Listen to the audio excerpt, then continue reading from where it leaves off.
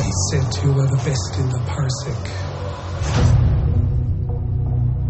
Welcome to Parsec Passion, a podcast covering Star Wars TV shows on Disney+.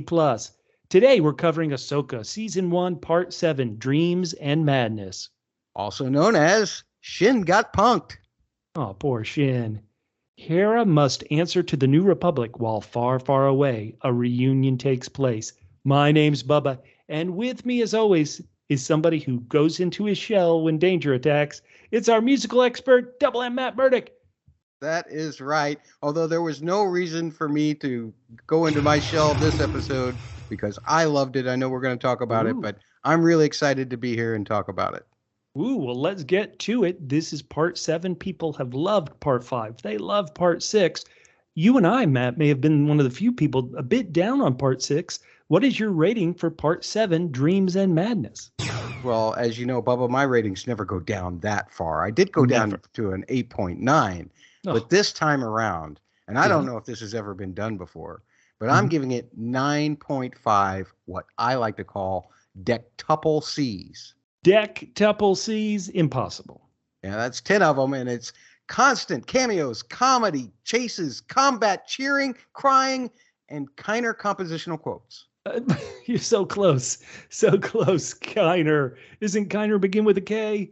The details don't matter, Bubba. It doesn't matter. Here's the thing. I only took a 0.5 off for a total of two things. One of them is you do not ever try to kill star whales. Not on my show. Never kill star whales. Don't do it. Also, somebody please explain to me what the heck happened with Ezra. How did he survive? You saw how long that trip was for Ahsoka to take to get to that place. Ezra had to be in Thrawn's ship during that trip. Won't somebody please tell me what he did? Won't somebody please tell me what Balin is doing? Somebody tell me something. Tell me anything. But other than that, it was perfection. Perfection, 9.5 out of 10. That is perfection, Matt. Go ahead and spoil it. What was your favorite part of this practically perfect show? The parts that everybody else loved. 3PO showing up. Oh, yes. Anakin's hologram. Yes. Ahsoka forgiving her master. Pretty good. All of that stuff is the stuff that actually made me cry. That's why the crying got into my dectuple. Then the rest of it, just fun. It was all fun. I had a great time seeing Ezra do force pushes and not explain how the heck he survived for, 9 years out in the wilderness. But no, I seriously love this episode, Bubba. I want to wait till we get into the episode because I have lots of notes for this episode. So why don't you tell me what you rated this episode? And I'm sure that it's bound to be a much more thought out rating than mine. It won't go as high as 9.5, but Matt, I am going to go 9 double T's out of 10. 9 is a good... Wait, double T's? Double T's, as you know, tickled, thrilled. This episode tickled me. This episode thrilled me. I must come across as schizophrenic to people listening to this podcast. I'm always tired. I talk about how tired I am when I watch these episodes. This week, I was a little less tired, a little less beat up from work. And this Ahsoka begins with some playful moments. Ahsoka's smiling at times, joking at times, teasing Huyang, and that stays through the entire episode. It tickled me, it thrilled me, it had fun, and I'm like, go on, this is great. Then I'm tickled by how happy, smiling Ahsoka is. Then the way they enter the battle by exiting the Purgle's mouth in the middle of all these explosions, brilliant way to thrust you into the action. And listeners to any podcast know one thing I love is ice cold disses. We have Hera saying, I protected the New Republic by ignoring you. Ice cold. Ouch. Drop the mic. And then give it up for the villains. The villains aren't going to go to sleep on this. Thrawn. The Jedi are very good at hiding. They've been doing it for years. Oh, snap. Ice cold. I loved it. There have only been 7 episodes. This was my favorite. This was the one when it was over. I was like, let's watch this again. This is fun. And I really loved it. 9 out of 10, not as high as you, but very, very high score from me.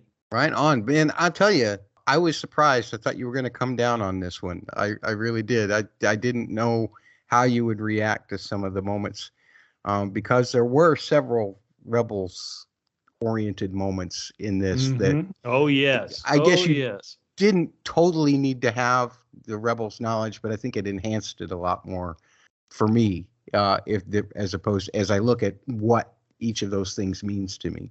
So I'm glad that you felt that way about it, Bubba. Watching it, I could tell this tied into Rebels real well. The relationships, obviously, between Ezra and Sabine must tie into a lot of Star Wars Rebels backstory. As someone who hasn't watched that animated show, at times the show has kind of kept me at a distance because I didn't know that stuff. Because the episode grabbed me so quickly, I went along for it and I kind of didn't mind it and was almost trying to join in on the fun and the backstory as it was going. Really, this was my favorite episode of the 7 so far. And we only have one more left. This is incredible. But just as incredible, Matt, is not your 9.5. It's not my 10 out of 10. You know what it is? It's the ratings we want from our listeners. If you're listening to this podcast, you are the third member. You're the person whose opinion we all want to hear. You can reach out to us on our social media accounts at PHQ. That's the word double, because we got to try to give you twice the greatness of a normal podcast. Double P means podcast. Okay, that's not too exciting. HQ is for headquarters. PHQ on Twitter, Instagram, Threads, Facebook.com/PHQ. YouTube, just search PHQ on YouTube. You should find us and talk to us and tell us what you thought. Are you like me, have not seen Rebels and been, kind of fighting the show at times, loving it, and then fighting it at other times? Are you like Matt, somebody who has loved the animated shows and now seeing this is almost like a dream come true? Write to us and let us know. Later on in this podcast, we'll get to some of your feedback, but listeners, you may know this if you've heard any of our podcasts. We want all of it. We want everybody to respond. And so when we see a very, minimal response, we're like, how do we get these other people to talk to us? Give it to us. We want it so bad. And we do definitely want you to talk to us because, oh my gosh, we're lazy. We're old. Yes. We don't want to do the work of thinking about these things. Think for us. Tell us what to think. Become our artificial intelligence, even though you're not artificial. We recognize that. But we want our minds filled. We want you to fill our algorithms with your thoughts. That's what we want. And let's get to something that, hey, you're like, well, why do I tell them about the episode? They're telling me about the episode. Here's something. Let's go philosophical. Matt, this part 7, is titled Dreams and Madness. Now, also known as a clerical error. Dreams and Madness, this podcast. But seriously, last week we heard former Jedi, outcast Jedi Baylan talking about Peridia being a place of dreams and madness.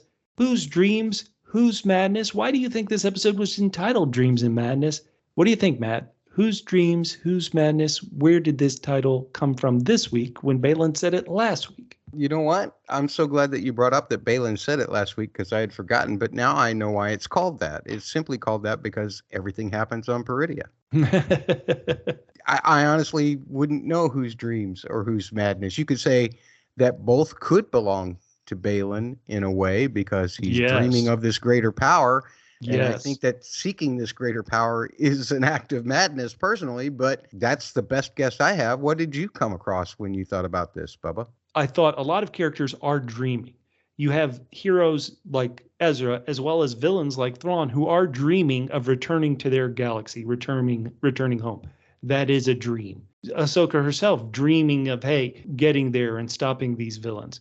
Madness, certainly some of the madness is what Thrawn is doing with these witches, which are taking so long to pack. I mean, we've got to do this manual packing where two stormtroopers bring these coffin-like packages onto the ship one at a time. I mean, let's get some droids doing some packing. That's madness. I think you're right to bring it back to Baylan. Baylan made this deal. He made this deal to be a mercenary for the bad guys. But he's almost like, okay, enough. I want to do my mission. And his mission is a bit of madness. And do you have any idea what Baylan's mission really is? What he wants to accomplish? It's still a mystery to me, and obviously they're saving us maybe even just a slight clue, which would be very unfortunate, of course, again, given Ray Stevenson's passing if we don't get to develop this any further. But when you're filming that stuff, you don't know that that's going to happen. And so it's a possibility that we may not get the complete answer before the end of this season.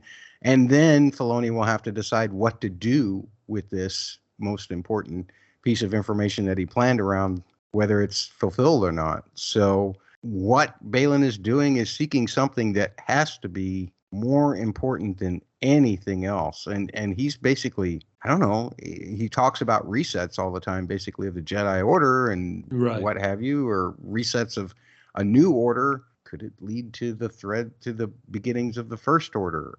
Wow. Could some of this madness be something that ends up resurrecting Palpatine? I know that there's canon stuff out there, but I guess we'll just have to see what Filoni has and how much he pursues it. It's just crazy, though, because teasing it this much, it better be darn good. That's all I got to say. Matt, you just sparked an idea in me, in that we know Baylan. Baylan, I joked a couple episodes ago, he wants to break the wheel that we heard on the show Game of Thrones. He wants to stop this endless cycle of Jedi versus Sith. This power rises up and another power takes it down. It would almost be a darkly comic fate for Baylan, who's so fighting against this, if he somehow did lead to the rise of the First Order, the thing that he hates the most, if he's responsible for it, just another in this endless cycle of war and violence. I think that'd be a tragic but almost appropriate response for what Baylan's doing. Hey, that's our thoughts on Dreams and Madness. Listeners at PHQ, YouTube, leave a comment. Tell us what you thought of this wonderful episode 7. We love saying that PHQ is not just about Star Wars. We talk about a lot of great shows. We're currently talking about fantasy shows such as The Wheel of Time, a fantasy that you can live in New York affordably, like Only Murders in the Building. Later on in 2023, we believe The Crown Season 6 will be back, a fantasy of living like a royal. We're going to be covering that as well. Please follow us and subscribe, and you'll be with us on these fun journeys we're going to be going on. Hey, Matt, there has been some wonderful news this week in late September of 2023. The writer's strike looks like it's over against the union, against the studios. This is wonderful. They have to vote in October to ratify it and make it complete, but they have, as of September 27th, 2023, told the writers that it is okay to go back to work. They do have some great progress, at least in some of the things that they were looking for. Looks like that up until May of 2026, this new contract is in place with a 3.5 to 5% pay increase. So a lot of great things for the writers. Very happy for them. If that means that, pre-production and things like that can now begin to work for some of these studios. We still have some shows that may have been filming or may have been yet to film that can not proceed any further because of the SAG-AFTRA strike. But we'll hope that it doesn't seem like the AMTPT can do more than one thing at a time. They certainly can't chew gum and walk at the same time. So, did I say that? I'm sorry. They now can concentrate on negotiating with the actors, and hopefully the actors can get at least some of what they want as well. But Bubba, I'm sure that you brought this news to our attention for a point. So what was that? Well, a great site for Star Wars news is entitled Bespin Bulletin, and they had a great article talking about, now that the writer's strike is over, what does that mean for Star Wars? Now, there are a bunch of Star Wars projects that have been announced. You may have heard there's an untitled Rey Skywalker movie that they hired a writer out of England, which would be a different union other than the WGA. So he might have still been working on it. Either way, he can continue and get that written. And maybe if the actor strike can end soon, we can get the Rey Skywalker movie we were expecting in a couple of years. We know Donald Glover and his brother have been working on a Lando script that they had talked about being a series, but now may be a movie. We have Ahsoka season 2. It certainly seems like Ahsoka's going to need a season 2. There's no way this is going to wrap up in one episode. Mandalorian season 4, they said, had been written already, but now if they want to do some rewrites or polish it, they can. We know Dave Filoni, the creator of Ahsoka, we know that he's planning a Mandalorian universe type crossover event film. That can go forward. We have 3 other projects that have at least been announced. They're really not a start date. They could go away at any moment. like a lot of these projects do. And Hollywood projects pop up and disappear all the time. People get upset when Star Wars projects disappear, but it does happen all the time. And we do have 3 projects from directors Taika Waititi, James Mangold, and Sean Levy, which are in some state. If they had paused for the writer's strike, they can continue. And so that is good. So we can keep getting this great Star Wars content we love. I agree, except for the fact that I'm worried that this list may dwindle a little bit for the normal reasons that you say. Yeah. But also for the reasons that because all Disney, especially as a studio, will have to adhere to these new agreements. Yep. Likely, they're also going to have to justify that cost rise to their stockholders. And it may mean the cutting of some projects simply for that price. Disney had already started to tailor back some of the Marvel stuff. They'd started to push the schedule on some of the Star Wars stuff. So I'm not in good faith that we're going to see all of these projects. Like you said, Bubba, sometimes they just happen. They just don't happen because they don't happen. But it seemed like all of these at least had a start. And I'm wondering if some of them won't get a finish. Well, we will find out. Listeners, of all those we mentioned, was there a project you're excited about seeing in the not too distant future, not so far away? Write to us at PHQ and let us know. We can't hold out any longer, Matt. It is time. It is time to get into some dreams and madness. And I'm going to begin. This will be complete madness. We know you're the musical expert. I don't talk about it too much. But I think I may have fallen in love with this episode right at the very beginning, this kind of ethereal, dreamy music that led into the episode. Matt, I loved it. I like that you loved it. I didn't really pay much attention to it, to be perfectly honest. How dare you, musical expert. Usually the openings and the closings, I'm kind of like, all right, once I've done it once, and I don't need to concentrate on that again. But I'm glad that you paid attention. Okay. Bubba, why don't you tell me, what musical theme did it cover? Did it cover anything? What kind of dissonances were there? Were there minor chords to tell you that it was to be darker, or were there major chords to tell you that it was to be happier? What happened there, Bubba? Give me some analysis. I would say there were major chords, and there was almost what I would call running of the keys to higher registers to give it almost like an ethereal type a thought. Is that true, that music sometimes can run up in pitch and scale to kind of give you a here, this thing is coming motif, or I may be completely wrong?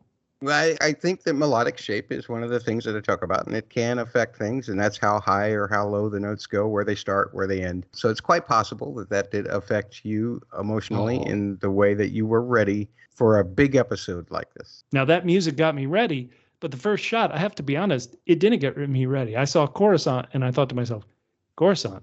What are we doing back here? Man, all the important action's in a different freaking galaxy. Why are we in Coruscant?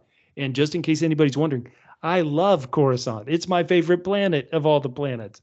When I went on the Galactic Star Cruiser at Disney World, I pretended that my character at the Galactic Star Cruiser was from Coruscant. But I saw it and I was like, oh, this isn't fun.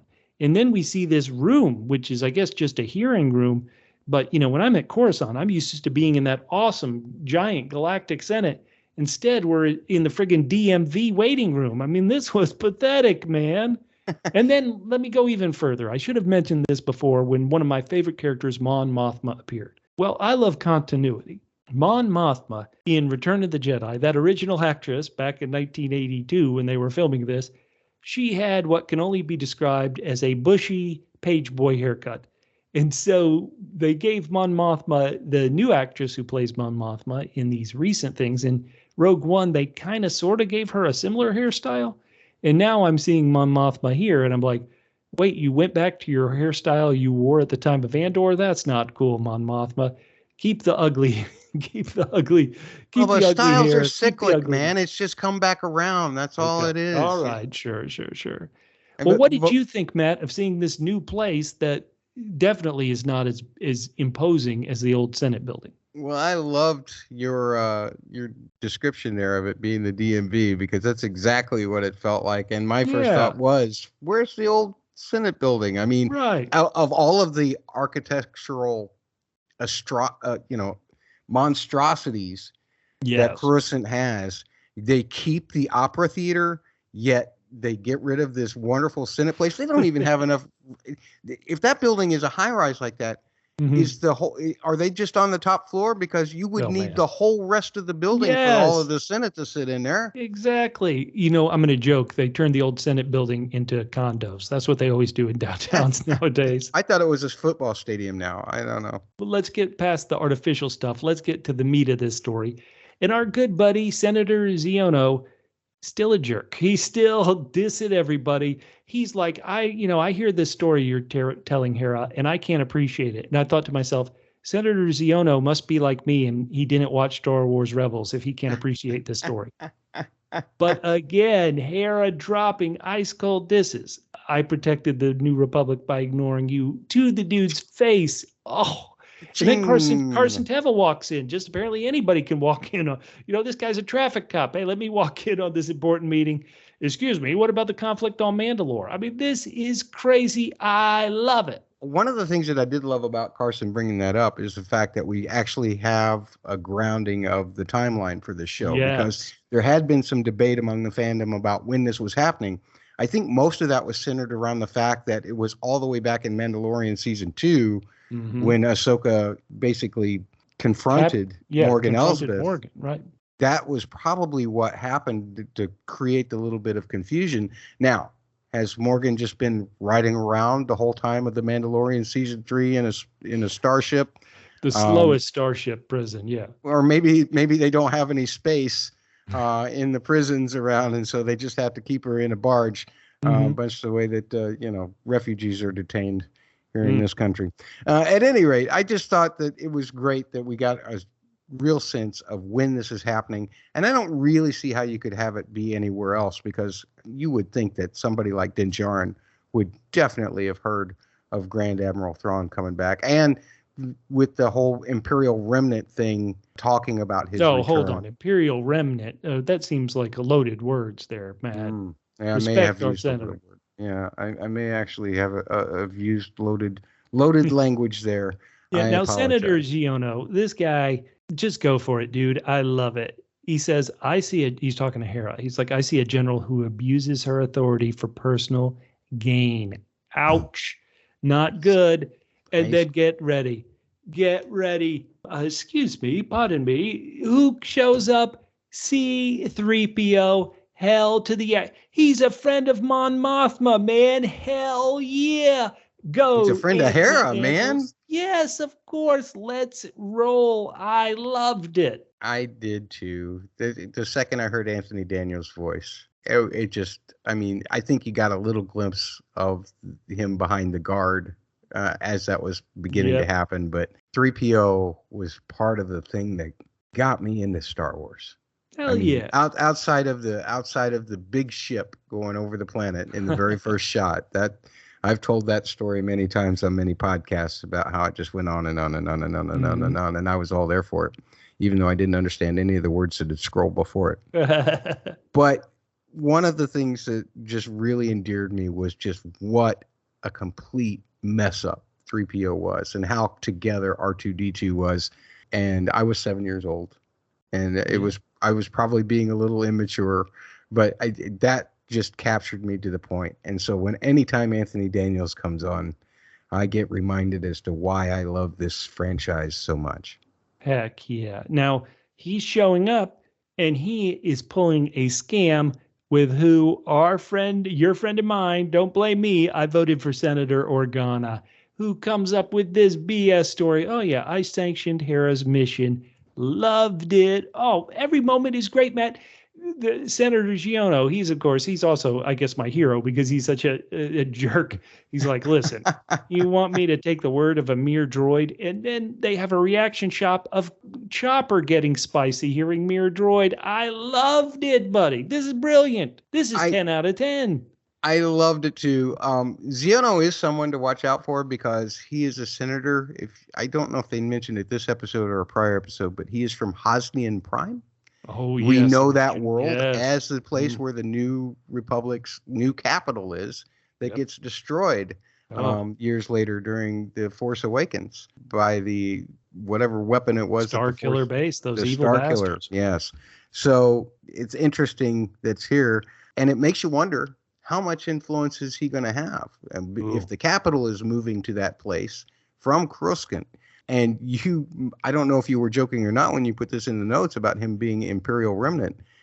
He doesn't seem to be, very actively fighting He's against the worst. Imperial. He's the worst. He's kind of like Trump. Fake news. Fake news. Well, hold on, Matt. What's so funny is, did you watch the animated show Star Wars Resistance? No. Okay, then this is a great turn of the thing because you've watched Star Wars Rebels and Clone Wars. I haven't watched all of Resistance, but I watched a little bit of it. So I went to Wikipedia, and you search up Senator Ziono, and he has a shocking relation to the animated show Star Wars Resistance. So anybody, I guess I won't say it here to spoil it for anybody who maybe hasn't seen Star Wars Resistance, but it really gives a new light to Senator Ziono. And I think it's hilarious. It obviously maybe is a bit of a spoiler to say, okay, this character is going to be with us for a while, this annoying senator. So really, really fun. Excellent. Yeah. And this scene in general, the music, Kiner's music was wonderful. There was a main show quote and all that. I discuss it all in the musical analysis coming up. Oh, yeah. Well, we're going to hear it in a bit. This scene kind of ends with a one-on-one between Mon Mothma and Hera. Mon says, "How real is the threat of Thrawn's return? Hera, prepare for the worst, hope for the best." Yeah, not good. Yeah. Not good. Not good. All I was going to say is that I love Mon Mothma. This actress is incredible. She needs to be on this show more, but she also, as leader of the New Republic, she's in for some real hard times. That's for sure. One would think so, given that we know the state of things 30 years later, or whatever it is that Reza is. Yeah, not good. Not good. I was a fan of the opening music. After Hera says, prepare for the worst, hope for the best. Suddenly, it's almost a bombastic style music of horns and things going off with this opening title of Dreams and Madness. And to me, that didn't flow smoothly from one scene to this title sequence. So, once again, I shouldn't talk about music. Everybody, we're going to have our wonderful music section at the end. But that was my own note. I was like, that's kind of a tough transition there. I will tell you, Bubba, that there was the Ahsoka motive in there, which is it made it appropriate. However, I tend to agree with you about that particular. Oh, right. I love it when you make the wrong choice and agree with me. Turn to the dark side as it is. So, okay, we saw Golden C-3PO, but this episode is not done with the hits. Ahsoka is practicing, but she's not only practicing, she's practicing with a hologram of her master Anakin, who is giving her words of encouragement from back in the Clone Wars times. This is an old thing. What did you think seeing this, Matt? This is kind of, once again, I imagine this is something that happened on the animated show all the time. And here we're seeing it in real life, but also in real life after so much history has happened. It's true. And, when you get to Ahsoka and Huyang's conversation, it gets more emotional for me. But I'll just bring up that this isn't the first time, if you've watched the animated series, that you've seen Anakin give a kind of a hologram training. It happened in Rebels Season 2, Episode 18, Shroud of Darkness. So it was something that was recurring. And I love the fact that Ahsoka brought up the fact that he had made, at least 20 of them, and that this was the last one. And that made my heart sink just a little bit. And then when she called him a good master, and I know you're going to give me some trouble for this. Well, no, you say. So once again, she tells Huyang about Anakin. He says he was a good master. What did you think?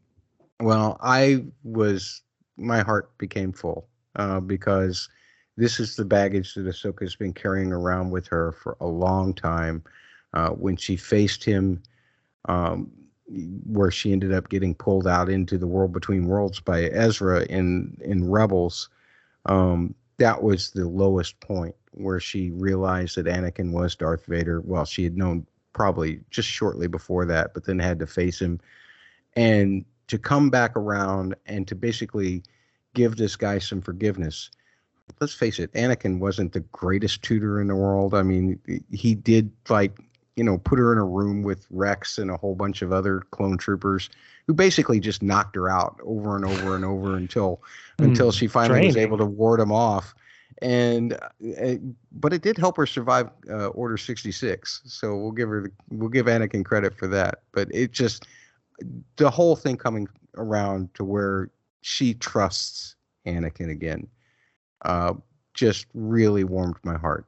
That was my other crying moment. So okay. Now I'm glad you felt that way. I don't want to discount it in any way, but as someone who didn't experience Clone Wars and see these moments, it's very tough to hear someone say of Anakin he was a good master. And I was like, what? Until he killed a room full of younglings? Yeah, real great master. But again, I don't have that context, so tough for me.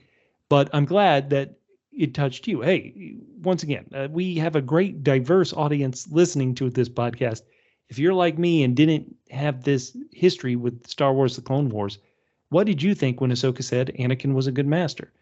On the flip side, if you are somebody who has enjoyed all the animated shows and know this history, how did you feel? I think it's odd that we're a bit like an odd couple here where I'm like, this bastard was a good master, and you're like tearing up. He was a good master. So be fun to hear from listeners. What do you think on this, very important debate, which Anakin, for somebody who has been passed away for at least 5 years, I think, based on the timeline we're looking at, he comes up and essentially lot. Anakin has been dead to the world for a long time. Oh, great. It's been Darth Vader for 20 years, at least, since Luke's birth. So I mentioned that back at the end of episode 5, Ahsoka kind of had a carefree attitude. Maybe this Ahsoka the White was smiling more.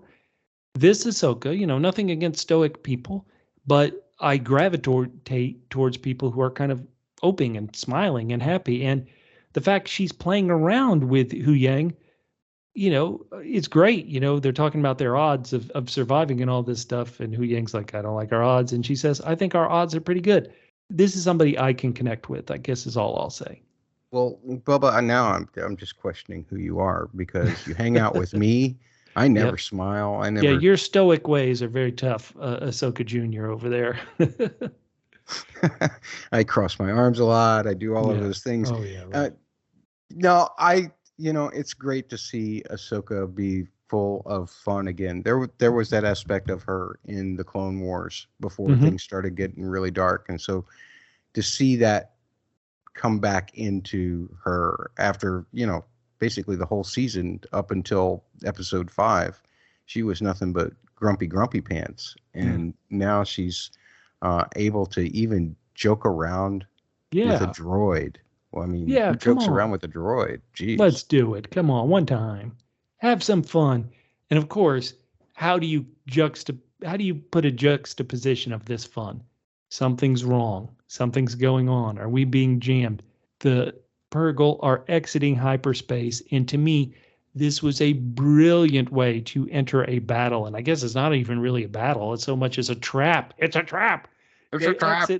They exit hyperspace into a minefield. Oh my God. What a mess. But also, I love that the Purrgil, kind of could take a punch and roll with it. These whales travel through space and hyperspace. Of course, they're going to be able to roll with a couple of mines. I loved it. Even if the Purrgil acted in the end like me, let's get the hell out of D.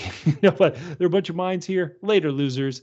Once again, I'm really miffed at Thrawn here, because here's a guy who's bragging about saving resources the entire episode. And what does he do?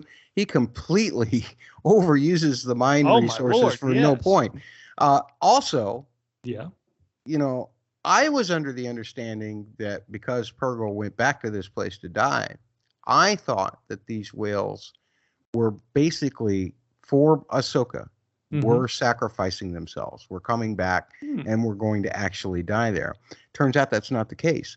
But will they ever find their way back there when the time does come? I think, and how many Purrgil are left? Yes. Has Thrawn created, done an extinction event of the Purrgil? Oh my God. If he has, I will seriously hate Thrawn. You are not allowed to do that to my Purrgil. Exactly. But maybe the only thing that made me stop my enjoyment of this craziness is that the way I understand it, this is Ahsoka's ship, which the ring, the hyperspace ring that Morgan Elsbeth jumped into the new galaxy with way back when, It messed up this ship real bad a couple episodes ago. And yet here we are.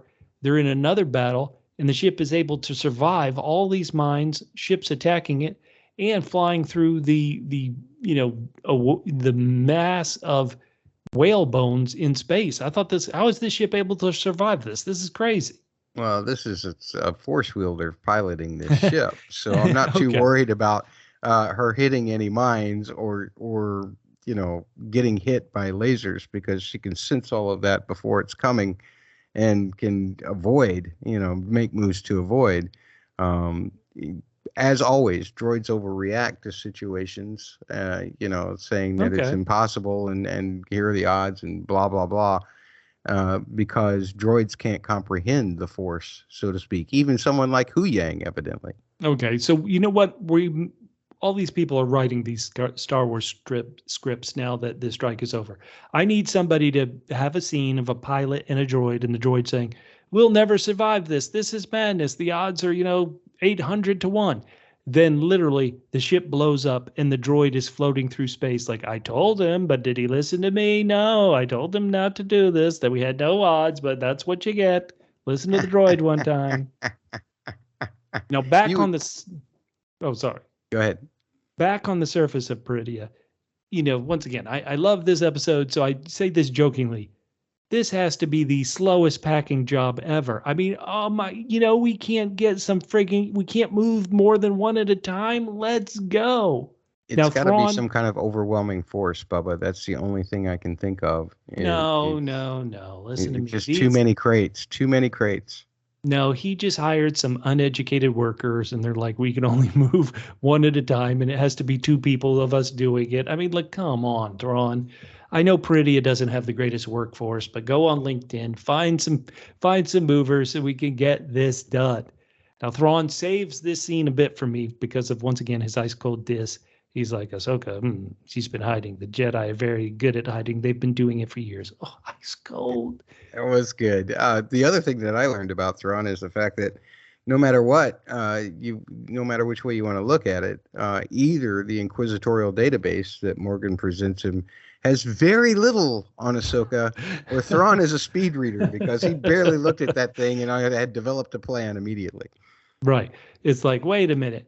Who is this character you're talking about, George Washington? Oh, well, he's got wooden teeth. He grew up in Mount Vernon. He was the first president. Right, exactly. Thrawn is very good. And he's mentioned, she trained under Anakin Skywalker. Wow. So help me out, Matt. And I think I've read this somewhere, but Thrawn, even though he's appeared on the animated shows, and Ahsoka, even though she's appeared on these animated shows, have they not interacted on the animated shows? That seems to be what I've read. Is that true? Do you know? I don't think that they have interacted directly. Now, remember, there's a lot of books out now that are considered canon that link Thrawn to having spent time with Anakin on missions and so forth. So to know Anakin is to know Ahsoka in a certain way, I would say. I like that. Okay. Now, I see you wrote a note here, and I want you to comment on it a bit. You said, BT dubs, Thrawn is smarter than Vader. What do you mean by that? How has that been proven out over these shows? Well, as Ahsoka actually takes her ship down into the debris field, we saw in Empire, if you compare the debris field to the asteroid field, to the asteroid field in Empire, and even to the point of Huyang saying, do you know the odds against going through this and whatever, the same way that C-3PO told Han Solo the odds, even though he didn't ask for them. At any rate, I feel like Vader led his whole armada through that asteroid field in pursuit, right? And it ended up killing, at least destroying at least one battle cruiser in there, several TIE fighters and what have you. But Thrawn has the capacity to understand, well, she can't go anywhere else or we will see her. So we're just going to pull back. We're going to wait. We're going to save our resources. And we're going to wait until we can locate her before we attack again. And I loved that, because essentially this does sum up what Balin's words were to Shin a little bit later in the episode, is that don't be don't be so impatient for victory that it ends up costing you victory, or in so many words. And here Thrawn has proven that. He's proven that his patience is so much more important, or valuable, than Vader just plowing through an asteroid field because he's too impatient to have what he thought was Luke Skywalker at the time. I want that ship. I'm sick of your excuses, Matt Murdock. Blow up that debris field. Okay. I think that's interesting. I think, I would say Thrawn maybe has more limited resources, so he has to make that choice, where Vader thinks, I've got all the resources in the world. I can lose a few ships in this asteroid field as long as I get that evil rebel ship. Yeah, and it is the height of the Empire, and Thrawn is just thinking that. But I think that you see several times throughout the course of this episode that Thrawn is so calculated, whereas Vader was somebody who acted He was on a anger. hammer. You're right. Okay, he was a hammer. Yeah. So that's the difference there, and that's why I think Thrawn is smarter than Vader. All righty. Well, let's go down to the surface where the Noti, they have great ships. If people built electric cars like this, everybody would get an electric cars. I mean, these things, they're the equivalent of a big turtle shell themselves. I loved these ships. So good. Yeah, isn't it great that you just like God created man in his own image, Noti creates ships in their own image. I love it. And it's wonderful. But the conversation between Ezra and Sabine, what's going on there? Fairly unproductive. Sabine is very, Sabine has gone to a different galaxy to rescue her friend. But despite this incredible moment and choice she's made, she's not exactly chatty Cathy. She's not going to say everything that's been going on, Matt. What do you think? Yeah, it's really weird how they're holding this off. Either it's going to be some kind of big deal in the next episode, or they're just trying to walk it back so that it's not as big a deal because there's too many other things to do. One of the two. But just little things in this conversation about how Sabine said, talking about the Emperor. And Sabine says, some people say he's dead, or the Emperor is dead. Well, some people say that. I love the conspiracy theorists. I mean, this is the audience. Sabine is the audience that gives Joe Rogan so much popularity. Oh, no. The conspiracy theories, the Emperor's still alive. The Emperor's still alive. Or maybe it's just doing a little retconning so that we can see how it is that Rise of Skywalker actually happened and the Emperor returned. One of the ways. Because I read the original Thrawn novels, which are no longer canon, and it was so long ago, it's tough to remember. What's interesting is that in Sabine's telling, she doesn't mention, oh yeah, another guy with a lightsaber was very influential in our rebellion against the Empire. Like this kid, Luke Skywalker, he really did a lot. She doesn't mention that. I guess Sabine, do you think Sabine doesn't know about Luke, or does Sabine not understand his importance and really think it was, hey, the rebellion did it, we blew up the Empire? Because in a lot of ways they did. It was the rebellion attack that, got the shield generator down and they blew up the second Death Star. So, And a lot of Rebels does occur, a lot of the television series Rebels does occur before the Battle of Yavin. Right. So where Luke they wouldn't have known Luke yet. Right. But you would think that she would have learned about Luke over the course of the rest of the war, for sure. Yeah, I think so. So it is interesting that there's an omission there, especially when there were so many inclusions of Leia. Now, Leia does have a stronger connection to the Rebels series and to the Clone Wars than as far as Filoni's universe or his side of the universe goes, than Luke does. It's not like Luke appears in Clone Wars, obviously, and it's not like what a lazy Luke.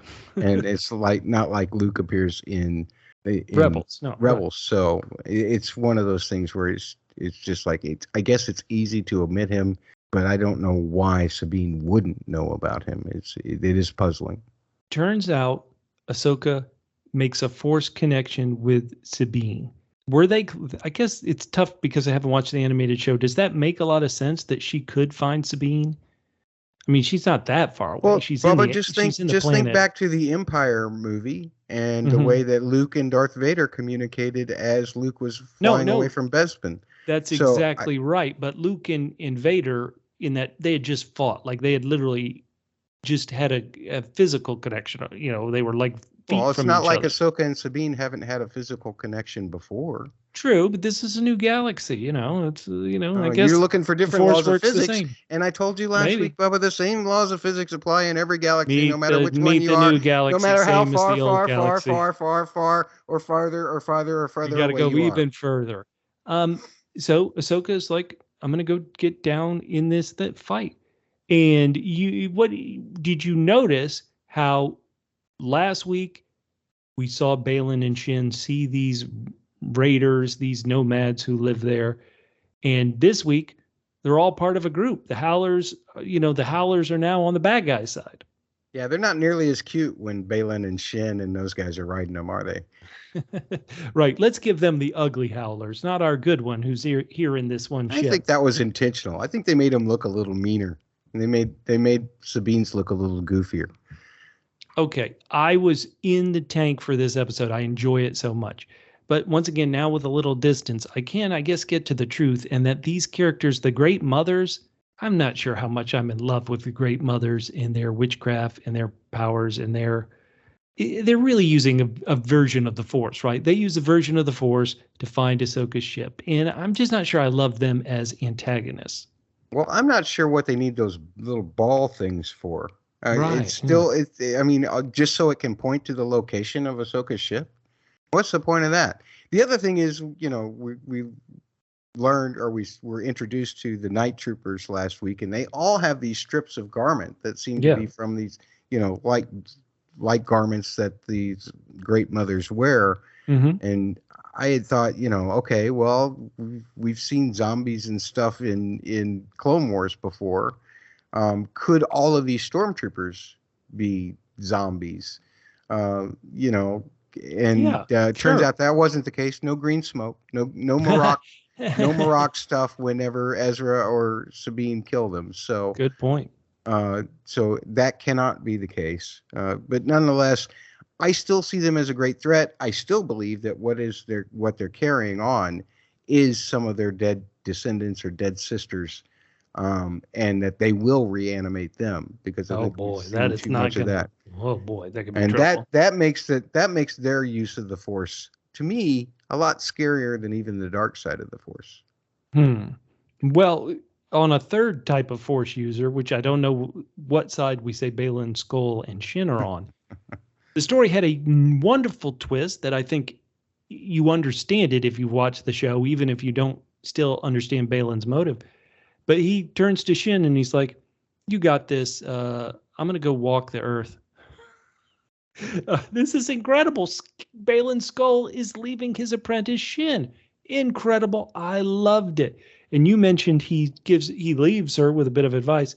Hey, kid, impatience for victory will guarantee you defeat. Youch. Well, great words. He's leaving, Matt. He's going. What's going on here? Well, that's the question, isn't it? That's the thing that we've got to get to at the end of this season, I would think, is just at least a clue as to what it is he's after. I said last week, I feel like that he's not, he realizes that Thrawn will betray him. And is it a good thing? Does he think much of Shin by the fact that he's throwing her towards Thrawn? But nonetheless, I think that he really feels that whatever it is that he's seeking, none of this will matter. It just seems trivial. Everything seems trivial to him. Even having to just stop Ahsoka for a little while seems trivial to him. He's not trying that hard when you can stop her swinging a lightsaber at you and just say, "You can't beat me." No, but once again, let's look at big picture, Balin. Let's look at the big picture you did. You brought your apprentice to a different frigging galaxy. She's on a planet on a different galaxy. And you're just going to leave her right before a battle? Hey, kid, go have fun. See ya. Hey, attachments, that's the way you go to the dark side. He's not dark side. He's some other side. He's weird side. 100%. Now, let's talk about it. I as much as I love this episode, once again, the things that might have bothered me in a different episode didn't bother me here. I thought the effects shots, certain shots of the witches, it does look like they're in a digital green screen. Certain shots on this Yuka journey, I thought, oh, that looks very digital, looks very green screen. I didn't matter. I love the Noti. I'm screaming Yuka like Ezra. Yeah, let's fight. Yuka, they're coming. And Ezra, who once again, I don't really know because I didn't watch the animated show, the fact that he won't leave the Noti, he's like, uh-oh, this one's in trouble. Turn around these ships. Let's circle up, guys. It makes me like Ezra, hell to the yeah. You said it last week, Bubba. You said the Noti are not Jedi. They're Ewoks. They absolutely are. They use stones. Yes. They slingshots. Yes. They try to crush the opponent's transports in between heavy objects, just like all of the things that the Ewoks did. I didn't feel any more for them this week than I already had for them last week. But I admired their ability to know when to hide. Yeah, you got to know when to hold them or when to fold them and go into your little shell. I love them. Now, of course, I'm also upset that you're pointing out, yes, this is the Ewoks. I mean, how many galaxies do we have to go to? This is like an anti-NASA show because it's like, why go to space? It's going to be the exact same stuff we have everywhere. Thanks for nothing, Noti. Now, Ezra and Sabine, they battle these punks, and I just love it. I love it. I love these fights. I love Ezra. I wonder how viewers of the animated show feel about this because I'm pretty sure Ezra did fight with a blaster and a lightsaber. But here, he's just going to fight him and then force push everybody. Loved it. I don't have any connection to Ezra, but him loving the Noti and him fighting this way, I'm like, okay, this guy's cool by me. I like him. Yeah. It was a fun little quip. There were lots of fun little quips that seemed very real to Ezra's character from Rebels throughout the course of this sequence all the way to the end. Mm-hmm. No, I gave that lightsaber to you. No. Those kinds of things to Sabine. The thing is that Ezra doesn't need a blaster, doesn't need a laser sword until he does actually need one. And he's more than happy to take one and start shooting as well. When the night troopers start attacking. So, that kind of humor works in the moment, but then it kind of folds in on itself just a few seconds later. What I'm wondering is Iman, who I felt did a wonderful job, and I loved the way they did the color of his eyes. His eyes are not naturally that blue. They did that straight from to represent the animated character who had these really striking blue eyes. Okay. And I don't know if they did it with contacts or whether they did it post. It doesn't really matter. They did it really well. But I'm just wondering if the guy that plays Ezra, like Iman, did he not do that well in lightsaber training? And so that's why they wrote this whole bit or what? Yeah, you look weird spinning a sword. Just push everybody with the Force. Okay. I thought this was great. So much action, so much fun action. Do you think that the Ahsoka Baylan round 2 lived up to the first round? That may be something that we could nitpick. To me, it wasn't as fun as the first round between them. Any thoughts on that fight, that bit of a skirmish between Ahsoka and Baylan round 2? I love the way that it flipped because Ahsoka was ready to fight. She had the goal in the first time around, and Baylan seemed reluctant. And this time it completely flipped. Baylan knew what he had to do in order to hold her time. And he started by activating his lightsaber first, and she didn't. The significance of that is the fact that we have an enlightened Ahsoka, is what that tells me. So that was wonderful. The fight itself wasn't very long, and Ahsoka did basically let Huyang do his thing so that she could basically, because her goal at that time, which I guess Baylan probably should have realized, was just to get his howler and to go riding off. That howler, by the way, instantly got cuter the second she got on it. No, come on, Mad. A howler's a howler. Don't judge. Great fight. Do we want to talk about Shin's role in this? We've talked about Baylan. We don't know why he's peacing out, but he's peacing out, and that is kind of interesting. Shin also has an interesting dilemma. She's in the fight. She can hold up pretty well against Mandalorian with no force powers, and this Ezra kid who doesn't want to hold the lightsaber. She's pretty good at it, but when all is said and done after this great action, she is kind of a player without a team. Like when Thrawn, who realizes Baylan Skoll isn't there, Thrawn's like, okay, let's pull him back. We don't need to waste any troops. We need our troops as it is. She didn't get the memo. She's not part of this. How do you think Shin is taking this? I mean, boy, she's been thrown for a loop. Well, it's really interesting because Ahsoka basically gave her an out at the end of all of that, and she didn't take it. And that was really weird to me, but that feels like she's not taking Baylan's advice that he gave her earlier in the episode, and that she's so impatient for victory that she may be leading herself to a great defeat in the long run, because I don't have a feeling that Thrawn's going to welcome her back with open arms. No. Otherwise, he would have let her get on the ship with him.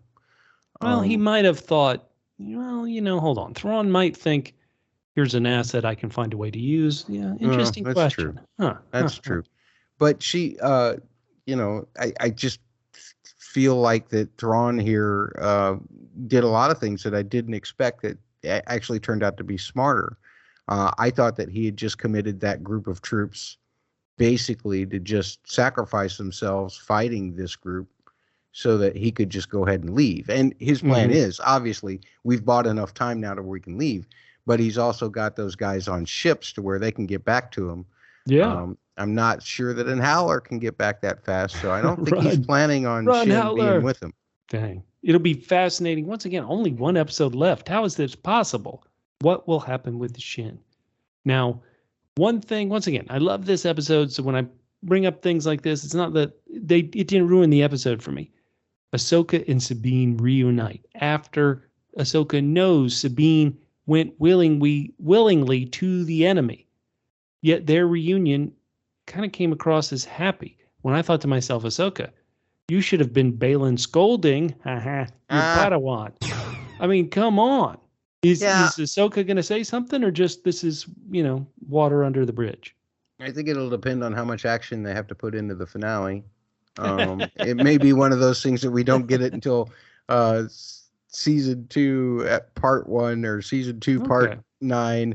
And then we get, or maybe in Mandalorian chapter 37, something like that. But I don't know that it depends on there's a lot to do in this last episode. Yes. So we got to figure out what the heck's going to go on. I hope we get more about Baylan Skoll. I think that I can put on my priority list, I can put Ahsoka and Sabine's little bit about the map further down the list than I thought I might previously anticipate to. It ends, I guess, with an odd note. I believe it's Ezra who's like, hey, we might be going home after all. How? Yeah. How, Ezra? How are you going to go home? You think that they just showed up and because that'll work going back? I mean, it wouldn't have worked going back for you. Well, Sabine hasn't exactly explained how she got there. Ahsoka hasn't had a chance to explain how she got there. Nobody's explained anything. It's my one problem with the episode. It's the one thing that just drove it down a half a point. It would have been a perfect episode for me if somebody would have just said, hey, I had to hide out on Thrawn's ship the whole time that we were being guarded by the Purrgil. Or, hey, we rode on Star Whales too, but now we don't know where they are. If somebody would just say something, hey, I thought my friend Ahsoka was dead. And so, well, actually, she did kind of almost allude to the fact that Ahsoka was dead. So, to Ezra earlier in the episode. So maybe that one I can let pass. But just somebody, say something. Say anything. It sounds like Mad Dog Rousseau. That's a deep cut there. Listeners, that's the end of the episode. We loved it. Once again, what are we going to say? We're going to say we want to know what you think. At PHQ on Twitter, Instagram, and Threads. Let us know how in the world they can wrap this up in one episode. Do you care? Are you enjoying the ride? Matt, it is time to play the game that nobody else in the galaxy plays. This galaxy, the other galaxy, and a galaxy. That's a game we call Jedi or Not a Jedi. It's inspired by our titular character, Ahsoka Tano, who uses the Force. She fights with a lightsaber. She practices, I guess, the Jedi arts, but not a Jedi. Technically not a Jedi. So we bring characters up who appear on the show, and we ask, are they a Jedi or are they not a Jedi? We're going to make you go first this week, Matt. character C-3PO, been in all these movies. He is a droid, doesn't have midichlorians that we would suspect. Is C-3PO a Jedi or not a Jedi? Definitely a Jedi. Wait, because what? The evidence is right here in this episode, Bubba. He presents evidence from a certain point of view. And therefore, C-3PO is a Jedi. Do you disagree? I'm upset that point is so brilliant. Okay, so here's what I was going to say. Here's what I was going to say. He's a Jedi adjacent, meaning he was built originally on Tatooine by a Jedi, or a would-be Jedi, Anakin Skywalker. We know Anakin's M count was the highest. He had all these midichlorians. You know, when you're building things and you're using your hands, that, you know, like bits of your skin might flake off. It might have a bit of your fingernail in there. So C-3PO in his parts has some midichlorians. And because Anakin had the highest midichlorian count ever, that means C-3PO for a droid has the highest midichlorian count. I'm saying he's a Jedi there. I'm going a long way over a short galaxy to agree with you. He is a Jedi. Excellent. Well, Bubba, let's tackle this one. As long as we're talking about, Skywalker adjacents, or perhaps an actual Skywalker. What about Senator Leia Organa? She doesn't appear in the episode. No. But her influence does greatly affect the episode, or at least Hera's career. So what do you think? Jedi or not Jedi? I'm so glad you asked me this. Why? Mainly because she doesn't show up when the fight is on. A bit like Yoda, who, after he got his tail kicked by Supreme Chancellor Palpatine, Yoda didn't show up. So for not showing up, just like Yoda, Leia Organa, total Jedi. So says I. Wow, Bubba, I don't know how you could be any more wrong. Leia Organa cannot possibly be a Jedi because she actually thinks straight. She uses strategy. She knows things. These are not Jedi qualities. Jedi qualities are trust in the Force and just run into the wildfire no matter what. Leia Organa she's political. She understands things. She is active in this world. And that's something that Jedi are not. Ouch. Matt, way to just... Man, you're pulling an Anakin yourself, just stabbing Leia Organa in the back, and I love it. I didn't mean to. I'm sorry, fans. It's not real. No, it's not real. It's perfect. Okay, now let's get to a character who I think of all the characters on this show, he's been the breakout character that we've needed, and that's Senator Giono. This guy, the one when you're like, hey, what's going on in this episode? You're like, hey, Senator Giono, thank God he's on the screen. I'll sit up. Ooh, who's he going to insult next? Jedi or not a Jedi? You're up first. What do you think? Senator Giono is definitely a Jedi. There is no way that he cannot be a Jedi. You know why? Because the reasons you just mentioned. He is tearing this show up. He needs more scenes. What does every fan want to see in Star Wars? More Jedi scenes, more this, more that with the Jedi. We need more Senator Giono. Therefore, we need more Jedi scenes. Therefore, Senator Giono, definitely a Jedi. Okay, now this one you finally got wrong, Matt. The reason why is, what do we know about the Jedi having watched the animated shows? They got every single thing wrong, right? They got every single thing wrong. Where Senator Giono, he was right. This was a general on a personal mission. And so therefore, he can't be a Jedi. I'm sorry, Giono. You are too old to be trained in the ways of the Force. Oh, my. Too old you are. The animation show reasonings coming from the guy who doesn't watch too much of the animation shows. Gotta love it. Gotta love it. You know what else people love? Uh-oh. Podcast transitions. And we're now going to transition to a musical analysis. What can we expect this week, Matt? Well, you think you got lots of great cameos with C-3PO and with Anakin. You also got great cameos with the music. Ooh. Oh, my. Lots of cameos in this episode. Lots of musical cameos as well in this episode. For one thing, Geez, it only took us 6 more episodes to confirm a theme for Baylan. Well, kind of for Baylan and Shin. If you go to Kevin Kiner's Ahsoka Official Soundtrack Volume 1, you'll find a cut number 2, called Master and Apprentice. I covered this in the first episode. That piano piece that I really liked. You hear a little bit of this when Ahsoka and Baylan are fighting. Actually, it starts once when Baylan stops Ahsoka's strike by grabbing her hand and saying, "You can't defeat me." And then you hear a more drawn-out version of it done with horns, a little bit slower, as he watches her ride away. Just as a reminder, sounds like this.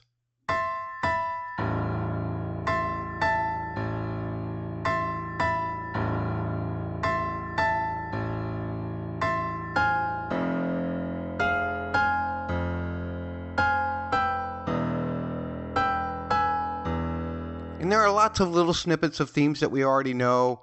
I covered what Ezra's melody sounds like last week, and also in the first episode when we had the combination of the Sabine theme and the Ezra theme. We got just a little quote of Sabine's theme right after she says Ahsoka's name after the battle, and they're all looking at each other. A nice little quote of Ezra's theme, again, which we covered last week and the first week, as the Noti approach him and he reassures them that they're among friends. Just a small little one in there. And there's even a couple of quotes of Hera's theme as well during the court scene. But the real story of that court scene is how much Kiner used Williams' stuff as well. Because when 3PO enters, you actually hear the main Star Wars theme. Very lovely. But also, as he continues to speak and when he brings up Leia, you hear the chords from Leia's theme. Guess what? Those chords are the same as Hera's theme.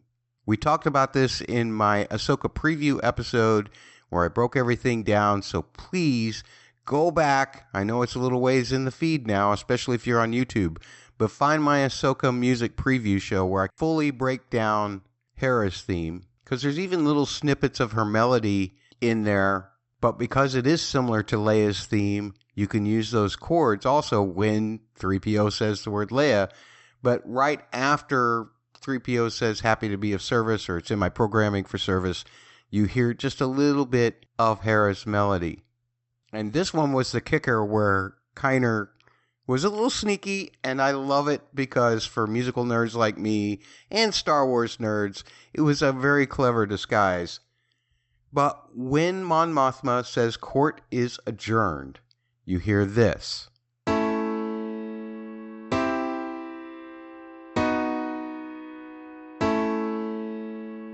Now, why is that sneaky?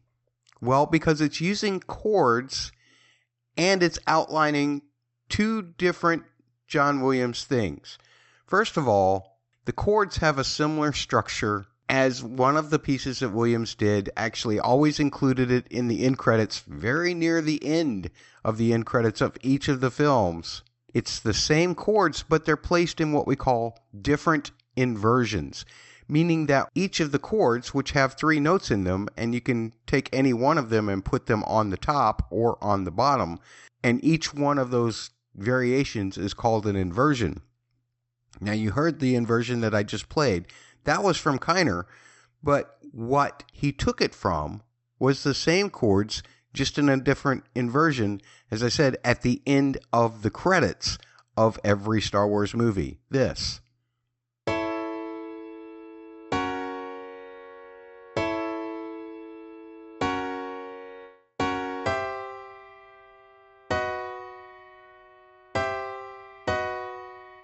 So that's one way that Kiner paid tribute. But he also note that the top notes of each of his chords, of Kiner's chords, these,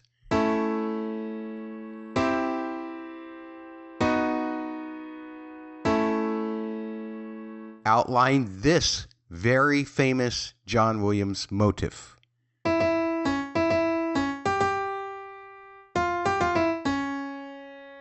Sneaky, sneaky Kiner. Love it. Something else he's being sneaky about that I can't quite figure out is, Hobrix, I'm trying really hard to find Thrawn's theme in there. I'm not really hearing it. If you guys are hearing Thrawn's theme in there somewhere that I'm not, then feel free to please let me know. Sometimes with all the sound effects and everything, sometimes I might miss things. I'm old. My ears are bad.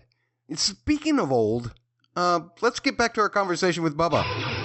Matt, educational and informative as always, but a bit like Janitor Giono, really kind of rude. You got to, you smile when you insult people. I have no tact. Come on. Okay. Hey, what we love almost as much as the musical section is your feedback. And this week, we're going to start off with a brand new podcast review on Apple Podcast. We don't say it too much, but hey, if you're on a podcast app like Apple Podcast, Spotify, Stitcher, Google Podcast, Podomatic, Podmania, Turtle Pods, Senator Giono Pods Realty, whatever podcast app you use to listen to this, we love reviews, 5-star reviews. And if you can leave a written review, it really helps. Listen to this great review, Matt, by a user with the handle Blaster Cannon, who gave us 5 stars. Great podcast. Blaster Cannon wrote, Bubba, Matt, and Catfish are amazing. Nephew Paul is the opposite. He is so annoying. Oh, the rest of the podcast is amazing. Give me a shout out. Blaster Cannon, you are getting a shout out. Let me say that Nephew Paul is the Jar Jar Binks of this podcast. Some people love him, some people hate him, but in 10 years, you're going to really love Nephew Paul. So Blaster Cannon, there is your shout out. Thank you so much. Thank you for feeding the algorithm goddess. We must feed her, Blaster Cannon. We really appreciate you contributing. Always. Hey, we got feedback on this episode 7, Matt. What did Camille say? Well, we're back with our good friend at Harley Camille on the Twitter. Camille says 9.8 double L's. Double L's? Lacking a lightsaber. Oh. I had to take off a few decimal points because I didn't get to see Ezra use one. I'm still wondering what Balin is up to. Oh, yeah. I think his apprentice will turn against him because he left her. Oh, well, wouldn't you? Good point, Harley Camille. That is very smart. Matt, the one thing I want to say to Camille is, Matt, when you gave it a 9.5, I was like, nobody can rate it higher than this. And then Harley Camille did 9.8. Holy smoke. Just shows that Camille is 0.3 smarter than me. Oh, we all know that. Our good buddy Laura McMillian at MazoCat on Twitter. On episode 7, she wrote, what a great episode this was. Each week seems to be better than the week before. And the Shadow Warrior episode is still my favorite, however. Laura, I disagree with you on that. I just happen to enjoy this one more. But I love that you love both these episodes. Laura continues, I will admit that I teared up a bit to see both Anthony Daniels and Hayden Christensen listed in the credits. Matt, how do you feel about Laura tearing up like you, buddy? Laura, she's smart. Well, we know that. Oh, wait a minute. She says, and we got a little bit of Carson Teva as well. Okay, now I think that implies, though, that she didn't tear up at Carson Teva. Let's let that actor know. No tears for you. No tears for you, Carson. Now, Laura also made this great point, which I really think really makes a lot of sense. Laura says, Grand Admiral Thrawn, with his blue skin and his creepiness, he reminds me of Deathlock from the Star Blazers anime of the late 1970s. Deathlock not only... Say that again?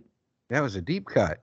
It is. Deathlock not only resembles Thrawn physically, but has many of the same mannerisms and aspirations. Now, she put this out on Twitter. I think we retweeted it. I think Deathlock, he's a sharper looking dude, though. I think his blue skin, it works for him better. The contrast with his blonde hair, I think Deathlock, if you put them in the, Mr. Universe contest, I think Deathlock wins. What do you think, Matt? Deathlock is definitely a better looking guy, but he doesn't have red eyes.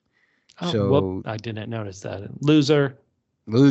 That's exactly correct. Speaking of losers. Oh, no. Here we go. No, I'm not going to use that transition. My good friend. Also known as my nemesis, Pat Smenagle.